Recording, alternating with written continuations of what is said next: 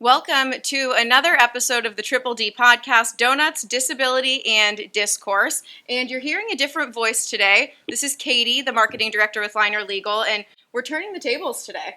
I'm going to be interviewing you. Which is awesome because today required zero prep work for me, so I just get to be here, talk to you, and eat donuts. You can't beat that. Yeah, so we are at Jack Frost Donuts in Cleveland, and we have a seriously delicious spread, but we decided to try the maple bacon today, so we'll try it in a little bit. Yes. But so I want to talk about the reason why. Yeah, you can come on in. So we're here recording while they're open. But I wanted to talk about the reason why we're turning the tables today. Liner Legal is celebrating 10 years in business in July. So I want to start out with just asking you where your passion for the law came from and why you decided to do what you do. Sure. So, my dad was an attorney. Growing up in a household with a parent who's in the profession certainly turned me on to it. But it's interesting, my dad doesn't do anything like, or didn't do, he retired now, but didn't do anything like what we do at Liner Legal. And when I try and talk to him about what we do, it's like we're speaking two different languages, even though we both have law degrees. But, when I was growing up, I do think that I always wanted to be a lawyer, but I wanted originally, and I'm going way back, to be a corporate attorney, which is what my dad was. And after my first summer of law school, I worked at a law firm in downtown Cleveland doing corporate law and hated it. I thought the people there were great, but I thought that the work that they were doing just did not interest me whatsoever. And then it hit me. I'm nothing like my dad. Why would I necessarily enjoy doing the same type of thing that he does? But that's one of the things that's really cool about this profession is you can make it be so many different things. And ultimately, I discovered disability law, and here we are now, 10 years after we opened the doors, and, a large staff, clients all over the country. So it's not always the first place that you go that counts, but you end up getting there, and I'm glad that I did. Yeah. So you were mentioning about, your years in college and afterwards. So tell me about that. Tell me about your college years and your first job after college, because that really shaped your career. How much do you want to know? As much as you want to tell. So it's interesting. I have conversations with people a lot, and, my backstory's out there. We talk about it quite often where, I went to a school growing up for children with ADHD or learning disabilities. I was expelled from that school. When I was in middle school, my mom had to quit. She was a professor, and she had to stop teaching because she had to keep leaving class to pick me up from school because I was suspended all the time. And people want to know, when did you turn it around? Because ultimately, I went to a great university, the University of Michigan. I got into Case Western for law school, here in Cleveland. That's how I ended up moving here 16 years ago, and that, is a great school. But I was definitely a very different person when I was younger than I am now, obviously. And it's hard to figure out exactly where things kind of turned for me. When I was in college, I was like a party boy. Mm-hmm. I mean, my mission was, I wasn't focused on going to class the next day or on anything else. I was focused on how much fun can I suck out of this place before I'm done. Mm-hmm. And even when I started law school, that's kind of when I still entered with that mindset. It wasn't until later, I don't want to, give away too much, but I guess it doesn't matter. In the newsletter article that I'm writing for our newsletter that's going to go out this month, mm-hmm. I answer the question of when did I kind of turn things around. And a lot of people don't know this, but after my first semester of law school, I was on academic probation. So, I came this close to being told I had to go home. Mm-hmm.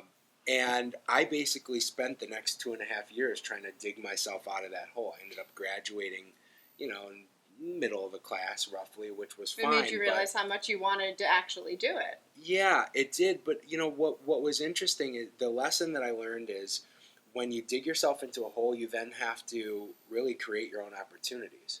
Mm-hmm.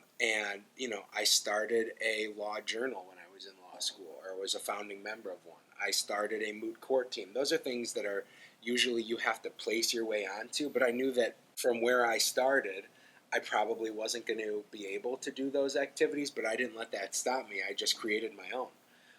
And that's kind of how the law has been for me. You know, I started off working for a law firm. It was the greatest experience I've ever had in my life. That was, you know, we've had Dave Nager, my old boss and mentor, on the podcast, and I say all the time, working with him was law school for me. That was where I really learned how to be a lawyer. But even there, we knew right away, and he was on board with it, that I wasn't going to stay there forever. I had ambition beyond what I could achieve under someone's roof. And so I knew that I had to start my own business. And from, adversity, I've always just kind of created opportunity for myself. And here we are 10 years later. It's crazy. Yeah. But it's been a fun journey. I feel like from what I know about your career and just about you in general, it seems like you're always someone that's creating things on your own. So like you mentioned, when you were in college, when you got that first job with Dave Nager, you were creating that SSD practice within his practice. So what do you think it is in you that makes you want to do that and kind of drives you? Because not everyone can just create things and have them do well. I'm never really satisfied. Mm-hmm. And that can be a great thing as a personality trait. It can also eat at you. I think that in some parts of my life, never being satisfied is a hindrance. But professionally, it's been a blessing because I've had many points in my career where, I just turned 38 last week. And by the time I was 31 or 32, I had a law firm that people would kill for. Right. But I never said, okay, this is good enough. It's always been, how do we keep pushing the envelope? Mm-hmm. And I still don't have great clarity on exactly where we're going. I just know that I'm going to get there. And I know that I want to be better today than I was yesterday. And I'm not going to be as good today as I will be tomorrow. But that, never being satisfied, always wanting more. And I'm almost competing against myself because you get to a point where it's okay, I don't really have local competition anymore. I'm done kind of looking left and right. Now I've got to motivate myself to keep going. And that in and of itself is exciting. Mm-hmm.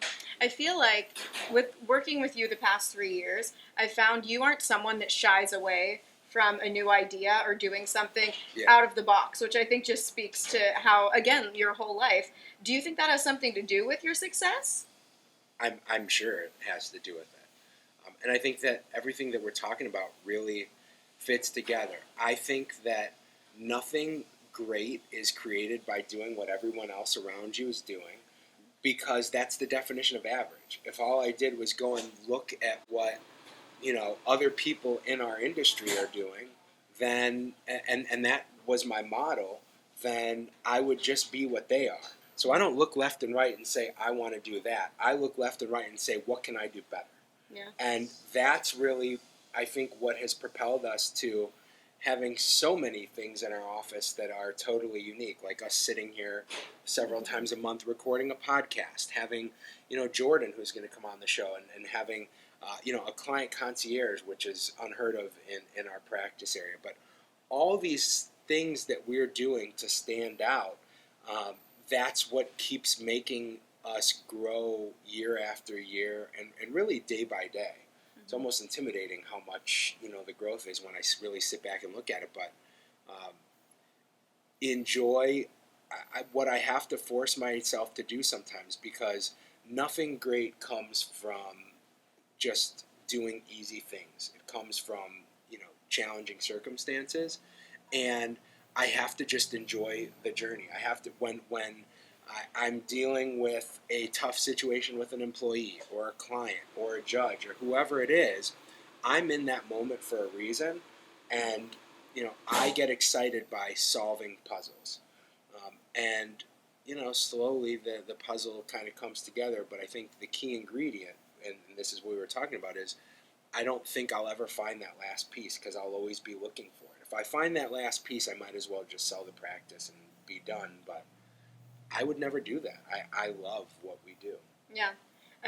Working for you as your marketing director has been such a joy because I think the way that you look at marketing is so different than other places that I've worked at and other firms in general. You know, when we're running things, you're like, I don't really care what they're doing here. What can we do? Yeah. You know, and I think that is really intriguing. And I want to know, so what was the initial spark to start Liner Legal for you? Like, what was the thing that made you think, I'm going to just go out and start it? It's not like there's any NDAs out there, but it's no different than what I just said. Yeah. From adversity comes improvement. Mm-hmm. Dave Nager, who is a mentor, a friend, was the best boss I ever had, and we're still close. I loved working there, but there were other factors inside of the office that made it clear that for me to really reach the level of ambition that I have, or to be able to scratch that itch, I had to do it somewhere else.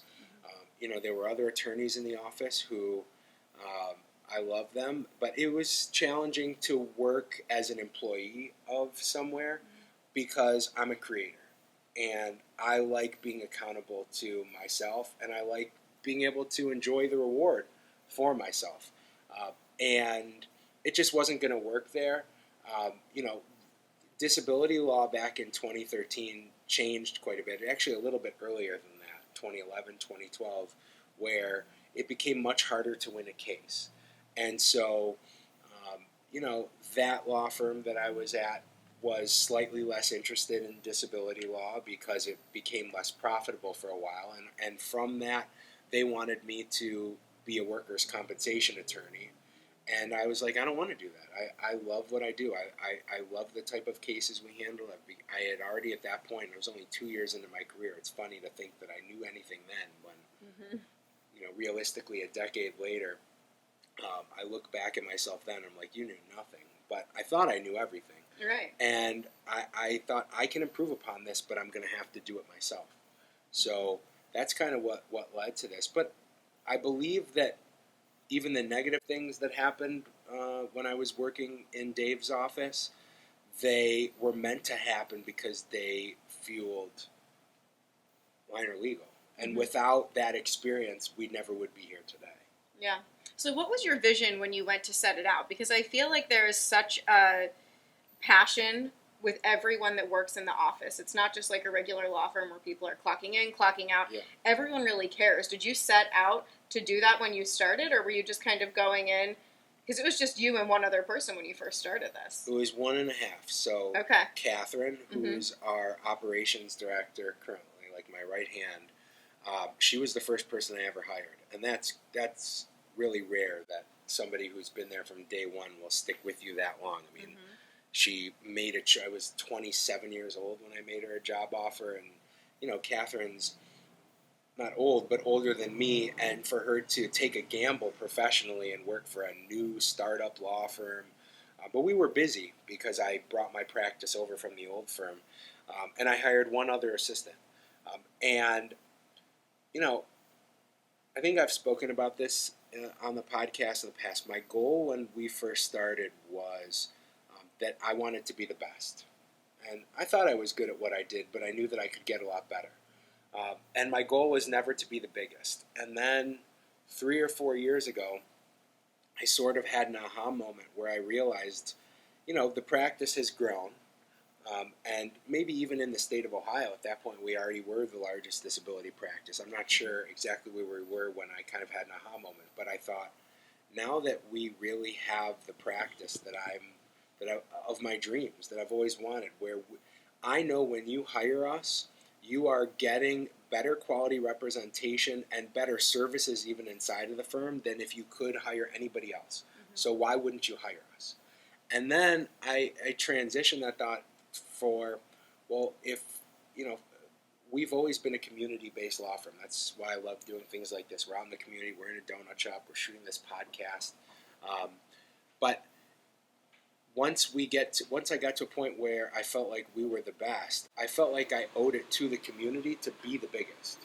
Because if somebody hires the law firm down the street, they could pay the same price and get a better experience working with us. So I have an obligation to spread this as far as I can, as long as I'm maintaining the quality of what we're doing in the office, and I think we have. I think we've actually scaled with improvements. And by doing so, now I'm on a mission to be the biggest. And I don't know what that means. I don't know what it means to be the biggest. But I know that as long as we keep improving and adding good quality people to help our clients, we're winning more cases. I'm going to keep pushing. I feel like, and I don't want to get into it too much because we're going to have Jordan on in our next episode. She's going to get into a lot about her position as the client concierge. Yeah. But just tell me a little bit about the idea and how you had the idea of really, you take a holistic approach to a disability case. Obviously, you want to win them benefits. That's number one. But you want to help our clients too. So if they need help with a referral somewhere or finding food, what gave you the idea to start that client concierge position and treat it that way? So, this is a long process. Applying for disability benefits, an average case takes 2 years, often more. Now that we have a national practice, we're helping people in all corners of the country. There's parts of the country where it still takes 4 years from application until somebody has a disability hearing, which is their best chance of being approved. And we would get call after call after call from clients saying, okay, I hear you telling me that this is a long and slow process, but how am I supposed to provide for myself? I've got kids that need to eat. I've got, I've got medical bills that I need to pay. And the answer that we always gave was just, I hope you have a generous family that can help you out. And frankly, that's the answer that most lawyers to this day are giving their clients, but that wasn't good enough for me.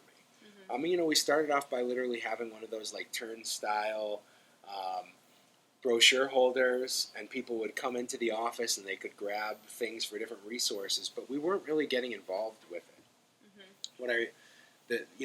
At the end of the day, though, when people are worried about how they're going to feed their kids or they're worried about how they're going to pay their rent, going to the doctor, which is the baseline requirement for winning disability benefits, becomes not their top priority. And the idea is we need to have somebody in the office. She just walked in. She'll be on next. But we need to have somebody in the office that can help keep wellness the top priority for our clients so that we can help them better. And what it did once I realized that is we started winning more cases because our clients have better treatment. And now we're helping them in more ways than we were helping before because, we'll talk about it, but, Jordan's helped people who are unhoused find housing. She has prevented people from becoming unhoused, helped people through the food stamp process, Medicaid, you name it. Whatever somebody needs to keep their life whole as much as we can, we're doing. And that's, one of the ways that I really measure our success as an office now is not just the number of cases that we help, but by the number of people we help. And that number isn't exactly the same because I can lose a case, but I can win the heart of a client. And there's value in both. Only one earns us a fee, but the other one earns us a fan. And I'll take fans just as much as I'll take a fee. Really, you're making a difference in people's lives by helping them. Yeah. And, we call all of the employees at the office disability warriors. Yeah. What brought on the warrior mindset, right? God. So this goes back to like before Andrew and I started working together and but maybe we were talking about, hey, it would be kind of fun if we worked together back in 2014, 2015. I don't remember how we came to it, but I remember that we were sitting at a Starbucks at Tower City in downtown Cleveland when I went on GoDaddy and bought the domain name disabilitywarriors.com. But I think it arose out of the conversation that him and I had been having forever, which is other people are doing this wrong. And if we want to do it right, and we're going to do this together, we've got to be warriors. We've got to be generals in an army. And that's why, I'm lucky that Andrew works down the hall from me. He's the only other attorney, definitely locally, that I would ever want to have there because he is just adopts the same mindset as me, which is we're going to have to dig deep. These cases are not easy to win. But if we build them up right and we focus on the elements that really go into winning them, we can. And it doesn't matter what judge we're up against. We'll take the case to federal court and get it sent back. We'll do it 2 or 3 times if we have to. But that takes a warrior mindset. And I think that the real win has been spreading that mentality throughout the office and not just keeping it amongst ourselves. Tell me about Andrew joining the practice and how that happened and how it transformed Liner Legal. Yeah. So we were friends for a long time before we worked together. I met him in law school, but I wouldn't say we were really friends in law school. I knew him and he knew me. But then after I graduated law school, I was hired to work for Dave Nager, and he was hired to work at another local law firm, Paulette Balin and Associates, doing disability law. And he was just somebody that I would see at court all the time, and I recognized him from law school and people that we knew in common, and we started a dialogue. And I realized pretty early that there was just a lot of synergy in the way that we looked at this practice, and I was growing to the point where it was impossible for me to try and be the only attorney in the office. And it just made sense. And I'm lucky that he happened to be the person that I befriended and ended up asking to join, because all these years later, I still don't see how we get here if I hadn't brought him in when I did, and we just have personalities that mesh. Doesn't mean that our relationship is perfect. We fight like husband and wife from time to time, and that's fine. And I just said this to him last week, we know we're not going to get divorced because no matter what, we're able to communicate our way out of a rocky situation, and that's really special. We mentioned this briefly a little bit ago, but so since you started in 2013, you said you weren't looking to be the biggest, but you have grown to be the biggest disability law firm in Ohio. What would you say is kind of like the secret to the success of that, especially when that wasn't necessarily even the goal to begin with? It's the people. I think that the growth that we've had has been kind of by adding the right people at the right time, but there were so many different ways that this could have gone if we hadn't added, if the first person that I hired hadn't been Catherine, who has a brain that is the opposite of mine, which is why it works for her and I together. Because I'm all over the place. I'm a creative person, but when you're such a creative person, sometimes it's harder to be the one who gets down and does the work in the weeds. That's where Catherine thrives. She just needs somebody to tell her what to do, and she implements better than anybody that I've ever worked with.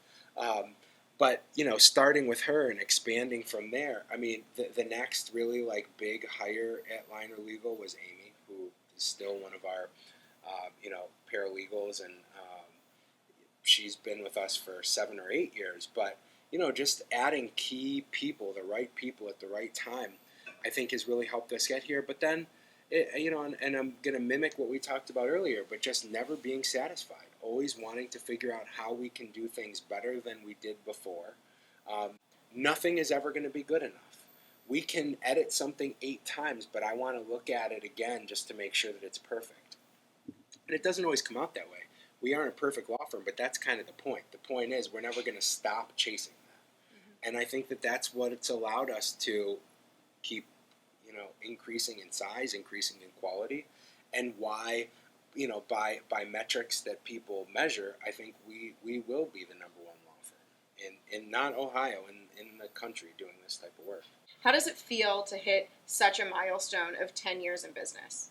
It feels like I remember before I decided to go out on my own, I read an article that said somewhere if a business makes it through its first year, there's like a 50% chance that it'll succeed. If it makes it past year 5, there's an 80 or 90% chance that the business will succeed. Now we're at year 10. And I don't feel like I'm ever chasing going out of business at this point. We've all got pretty decent job security.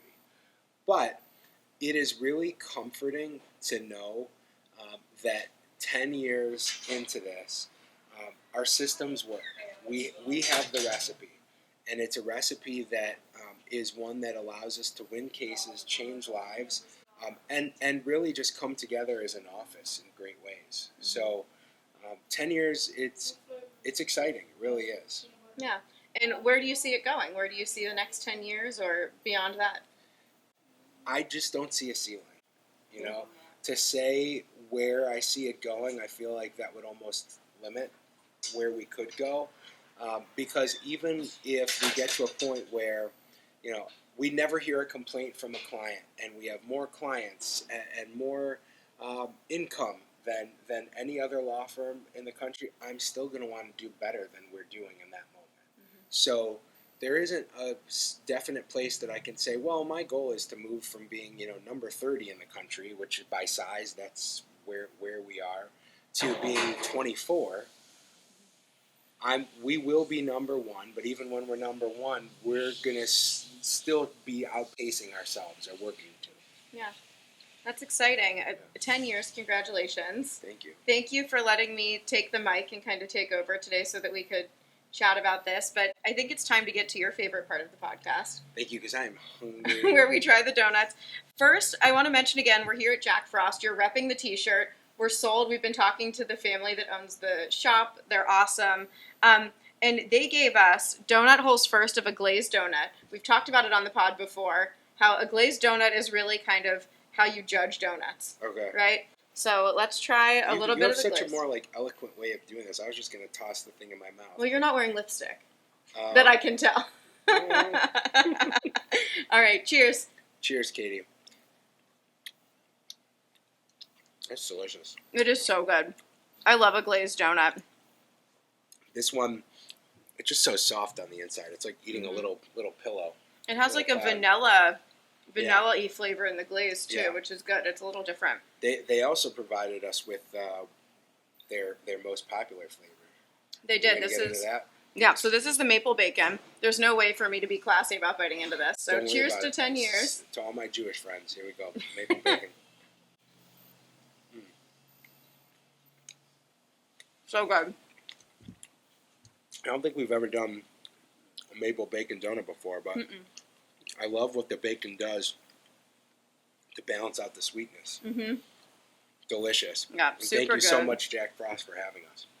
Yeah, thank you so much to Jack Frost, and thank you, Michael, for 10 years of Liner Legal, for letting me share the last 3 with you. It has honestly been a pleasure. Many more. Thank you, Katie.